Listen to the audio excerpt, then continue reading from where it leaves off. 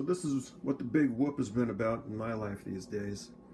I bought this radio from a guy in Germany 3 weeks ago. It's called a Volksempfänger, which means the people's radio. I guess you can see that logo in the eagle there. So these were the brainchild of Joseph Goebbels.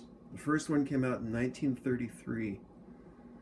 January 30th, 1933, as a matter of fact, because that was the date that Hitler became chancellor. So they named it after him, the model WWII. This one came out in 1938, 5 years later. And the reason they came out with this one, this is a downgraded version. It's smaller, it was cheaper. The original sold for 76 Deutschmarks, which was about 2 weeks' pay. This one sold for 24, or no, 34, I think. Anyway, I bought it from this guy in Germany. I didn't expect it to work. I had no intention of plugging it in anyway. It's really a historic thing. But when it arrived, both tubes had been shattered, just for no other reason other than I had nothing to do today. I decided to make a 3D jigsaw puzzle and glue this one back together. I finally gave up. Someone replaced a couple of the capacitors. These are not original. And the way you can tell, because it says made in West Germany on there, and there was no West Germany back then. So, anyway, that is a Volksempfänger. The speaker grill cloth obviously needs to be washed. I'm probably going to try a thin solution of trisodium phosphate. And if that doesn't work, I'll just replace it with a similar fabric.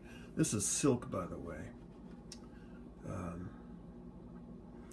Keep in mind, this was built just before Hitler invaded Poland and Prague, but they were already ramping up productions. Hang on a second, let me flip this thing. Getting ready for the war effort.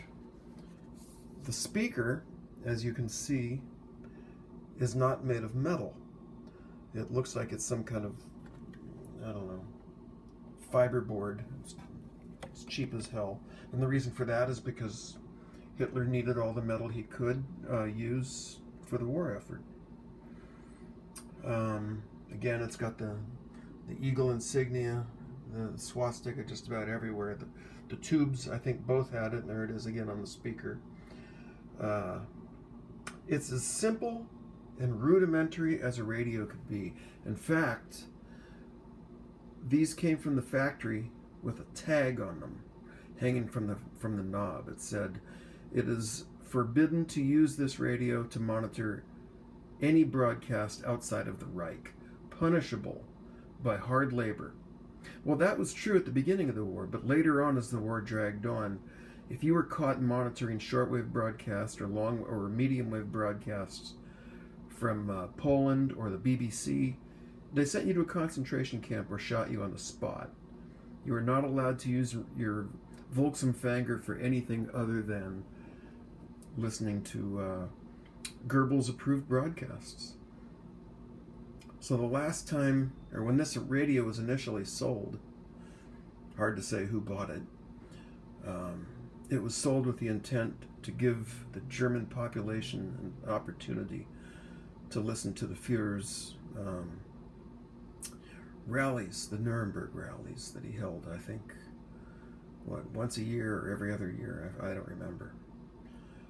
But it was extremely inexpensive. It was the cheapest radio on the planet at the time. Pre-transistor, had 2 tubes. One sat right there, the other one right here. Both now shattered. By the way, I contacted the seller today.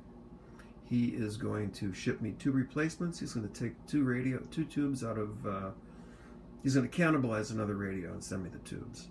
So, at least it will be visually intact. I doubt it'll ever be functionally intact. I don't plan to put current through it anyway. It's an antique. I'd no sooner put current through this thing than I'd take a 1938 Bugatti and put it on highway. The speaker, by the way, is 1,000 or 2,000 ohm, I believe. I'm going to try the speaker out with a standard 8 ohm feed and see if I can get any sound out of it.